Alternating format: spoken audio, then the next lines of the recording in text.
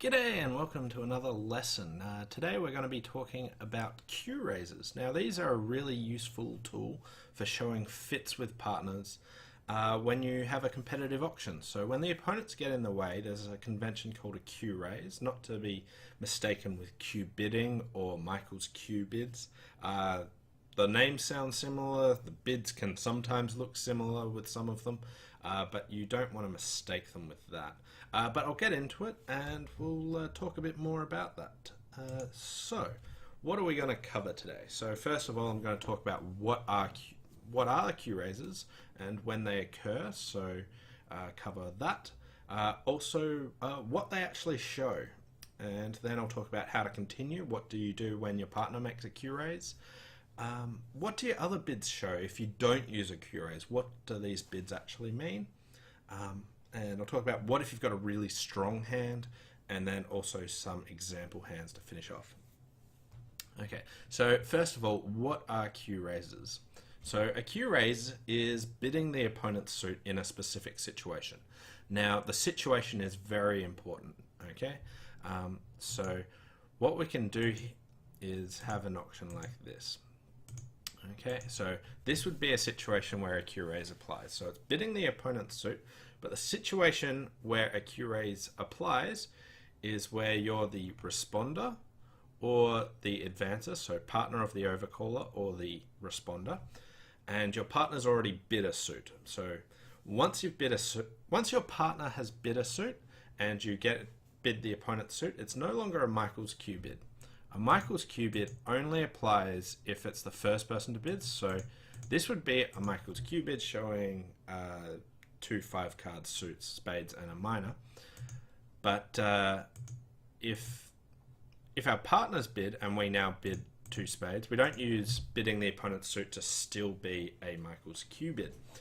Instead, our partner's now got into the auction and it's a different situation. So the situation's always important. This is a cue raise. So if our partner has bid a suit at all, then, or if our partner's done anything other than pass, Michael's cue bids are off. Okay, Michael's cue bids are only when we're the first one for our side to enter the auction. This one here, the south hand, bid the opponent's suit, but their partner's already bid a suit. So Michael's cue bids are off, and instead it's a cue raise situation.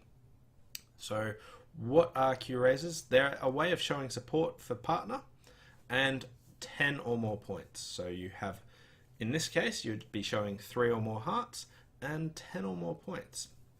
So an invitational hand or stronger.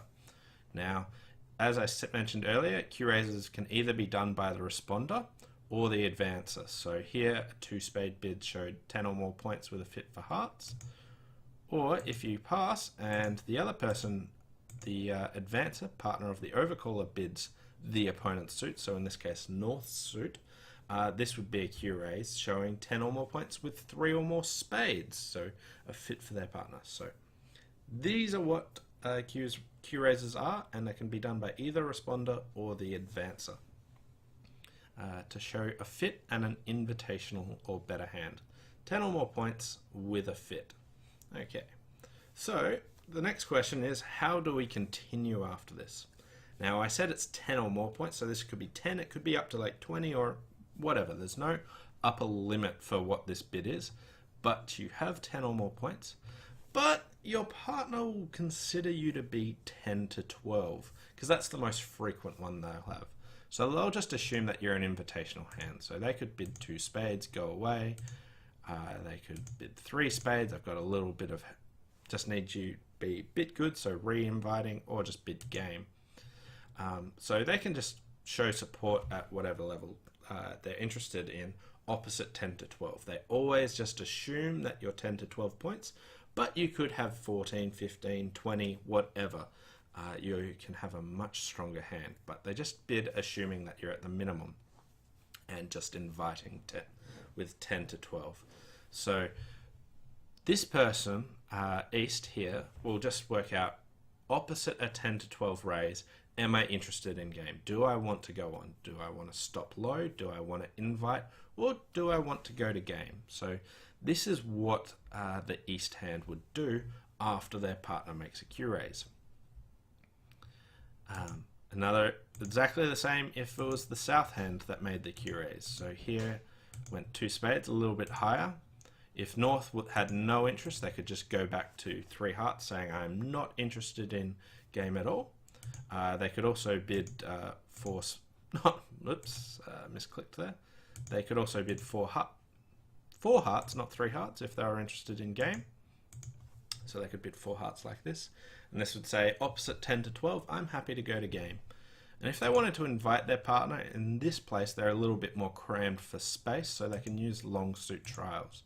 You can check out the other featured lesson on long suit trials if you wanted to learn more about them. So that's what the opener can do in this situation when their partner makes a cue raise.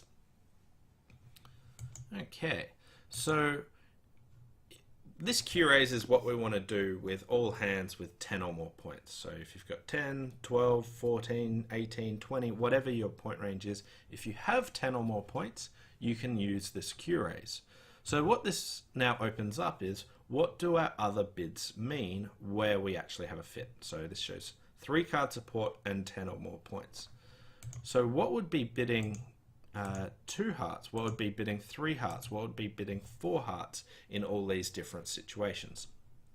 So first of all, just bidding 2 hearts is exactly the same. It's just 6 to 9 with 3 card support. The common question I get is, what would bidding 3 hearts be? So here, it's no longer 10 to 12 points with a fit, because if we had that, we could use the cue raise. So in this case, the 3 heart bid is just an extra trump. I've got 4 trumps, I've got 6 to 9 points, and a little bit of shape. Maybe not a 4-3-3, so maybe a doubleton, maybe a bit more than that. But still 6 to 9 points, that just little bit extra shape, more trumps. And then if you jump to 4 hearts, this is even more. This would be 5 card trump support and typically around 6 to 9 points. Maybe a little bit lower on the point range because you've got such a good fit. So basically, if you don't use the cue raise, what you're going to be doing is just showing more distribution when you jump. So if you have 10 or more points, no matter how strong you are, even if you got enough points for game, you just start with the cue raise and then you can go from there. So what if we are stronger? So what do we do if we have, say, 14 points or more? So what we do is we start with the cue raise, but here now partner will just assume that we have 10 to 12 points, so they might just sign off. Now if we have the stronger hand and have about 14 points, what we're just going to do is just bid again. And this says, partner, I told you I had 10 to 12 or 10 or more. I'm in that more category. I've got enough points for game, so you can bid on. This would be, I've just got enough points for game. If you're really, really strong, you could even make a Q bid or anything like that, showing first or second round control if you're really, really strong. But basically, if you've just got sort of 13, 14, you can then just make another bid, maybe bid onto game. If you're 13 or 14 and the partner of the overcaller, whoops, one too far. So you might have an auction like this. Okay, and partner just goes 2 spades, go away. So they're opposite 10 to 12, they have no interest. And because they're the overcaller, they can be as low as 8 points. Here, if I was, say, 13, 14, I might just bid 3 spades. And if I was around 15, 16, then I'd just jump to 4 spades. But there's a lot more room and sort of give a bit of leeway more to the overcaller because they can be lighter than the opening bidder. So that's how you can deal with stronger hands. Alright, that's largely what cue raises are. Let's just get in and look at some example hands. So I'll just bring up some hands. Okay, so here we can see all the hands. Let's not worry too much about this, but I'll just bid through the auction. Let's look at the East-West hands here. So East here has 12 points and a 5-card major, so they can just start with a nice easy 1 heart bid and they get a 1 spade overcall. So here The West Hand, how many points do they have? They have 10 points. And do they have a support for hearts? Yes, they do. So what they want to start with is just a Q raise. So they bid the opponent's suit. So this says I got 10 or more points with a fit for hearts. And now this East Hand with just a bare minimum 12, no interesting game. They will just go back to 3 hearts. And this West Hand looks back at their hand and realizes that they don't have any extra. They've shown 10 or more points. They're in that range that partner expects. So they're just going to leave that there too. Okay, so that was just one way that Q raises work. Q raises are good because they can create some extra space for partner, and it also creates those extra bids for those distributional raises. So they're quite a useful convention to try and remember and use. Let's try and find another one. Okay, so here this West Hand has an 11 count and might pass, and North has a balanced 13, so they get to open 1 club, and East gets in there with 1 spade. The South Hand has 4 hearts and enough points to respond. Might make a negative double. And back to this West Hand, who's a passed hand, but they have a fit in spades and at least fit in spades and 10 or more points. So they can make a Q raise. So what they want to do is just bid the opponent's suit, which case is clubs. It says I've got 10 or more points and a fit in clubs. North's got a fit in hearts, so they can bid that. Now East gets to look at their hand. Their partner's a passed hand in this case. So they know that their partner will be 10, 11 points. They don't have any interest in game, so they'll just go to 2 spades, and that's where the auction might end. So notice here that if the West Hand to show 10 to 12 points with a fit before would have had to jump to 3 spades. But here, in this case, you might get out in 2 spades with this sort of auction because the Q raise lets you keep it at a lower level. Alright, let's look at one more here.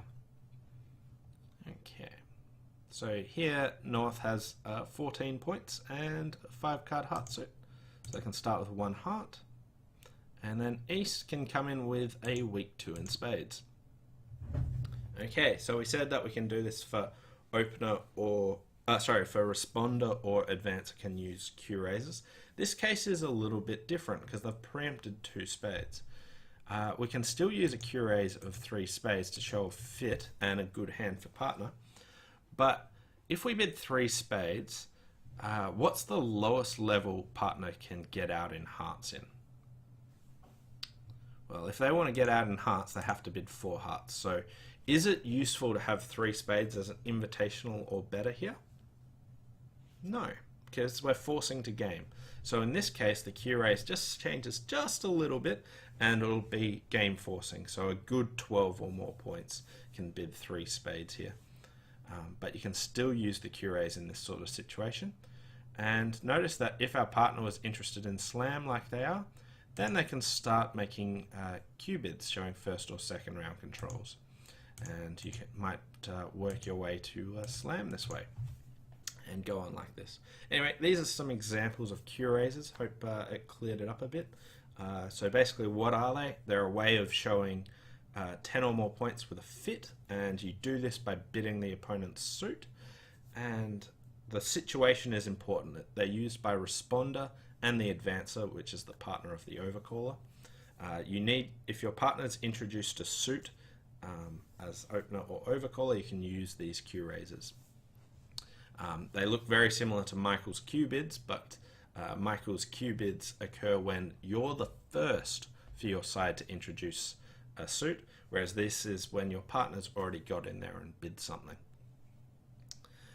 We also talked about what they show, where they're 10 or more points, and you can have 20 points, you can have 10 points. If you're stronger than 10 to 12, you're entitled to bid again. Your partner is going to expect after the Q raise that you're 10 to 12, but you don't need to be. You could have, say, 14, 20, and you could have whatever you want. That's still fine. And we talked about if you're the stronger hand, how you deal with that. You usually do it, and then you might be entitled to bid again, depending on what partner's shown.